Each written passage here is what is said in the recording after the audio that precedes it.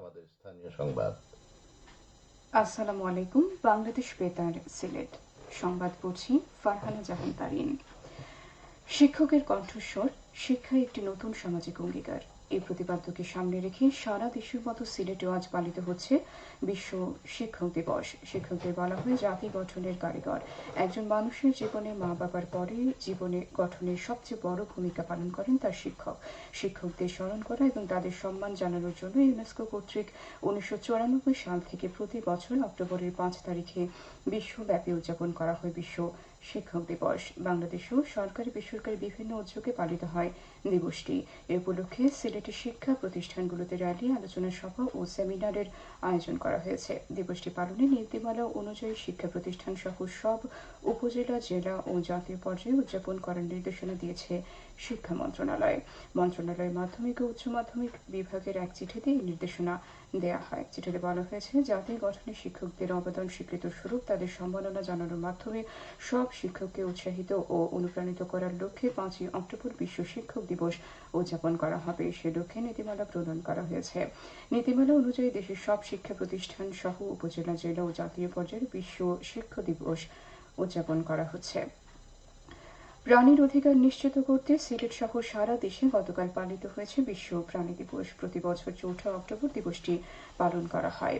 মানুষের খাদ্য শৃঙ্খলকে টিকিয়ে রাখার জন্য প্রাণীদের ভূমিকা অত্যন্ত গুরুত্বপূর্ণ। দিবসটি সম্পর্কে প্রথম হেনরিক জিম্বারম্যান নামের জার্মান লেখক ও প্রকাশক একটি ম্যাগাজিন প্রকাশ করেছিলেন। তিনি প্রথম 1925 সালের 24 মার্চ জার্মানির বার্লিন স্পোর্টস প্যালেসে এই দিবসটি উদযাপন করেন। পরে 1931 সালে ইতালির ফ্লোরেন্স শহরে পরিবেশ বিজ্ঞানীদের এক সম্মেলনে 4 অক্টোবরকে বিশ্ব প্রাণী দিবস হিসেবে ঘোষণা করা হয়। সে থেকে প্রাণীদের কল্যাণে ও তাদের অধিকার রক্ষায় প্রতি বছর পালিত হয় বিশ্ব প্রাণী দিবস। এ উপলক্ষে সরকারি ও বেসরকারি পর্যায়ে নানা কর্মসূচি গ্রহণ করা হয়। এসব কর্মসূচির মধ্যে ছিল র্যালি, আলোচনা সভা ও সচেতনতামূলক প্রচারণা।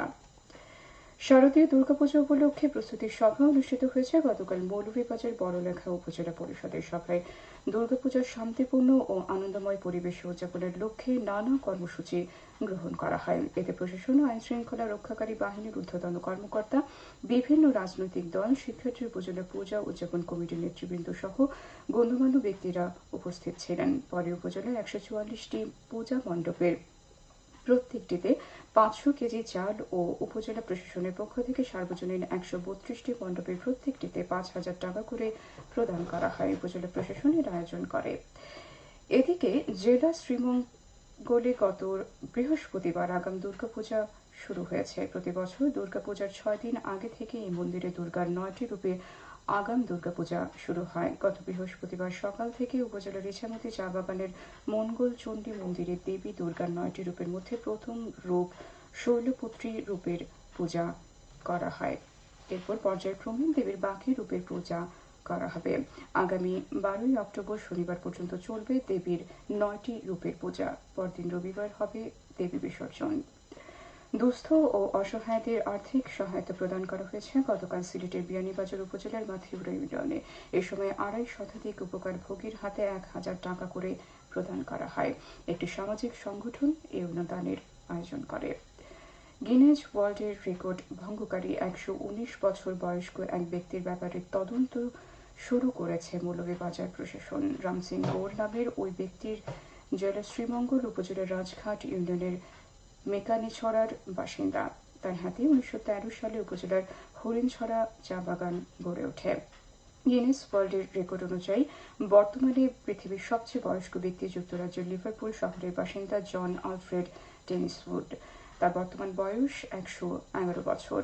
জেলা প্রশাসক মোহাম্মদ ইসরায়েল হোসেন জানান, এ বিষয়ে শ্রীমঙ্গল উপজেলা নির্বাহী কর্মকর্তাকে তদন্ত করে বিধি মোতাবেক রেজুলেশন তৈরি করে প্রস্তাব প্রেরণের নির্দেশ দেওয়া হয়েছে।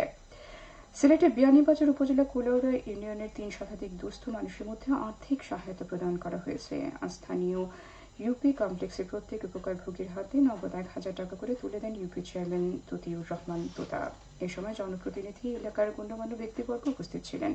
বিয়ানীবাজার সামাজিক ও সাংস্কৃতিক সংগঠন ইউএসএ এই অনুদান প্রদান করে।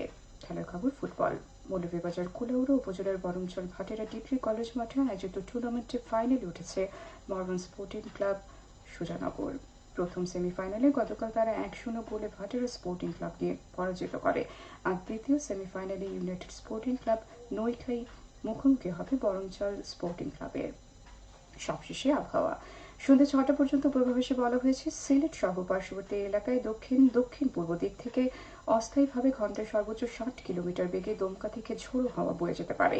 সেই সঙ্গে হতে পারে বৃষ্টি অথবা বজ্র সহ বৃষ্টিপাত। এসব এলাকার নদীবন্দর সমূহকে 1 নম্বর সতর্কতা সংকেত দেখিয়ে যেতে বলা হয়েছে।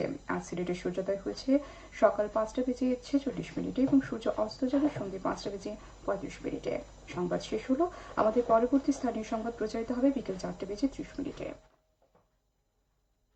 বাংলাদেশ বেতার।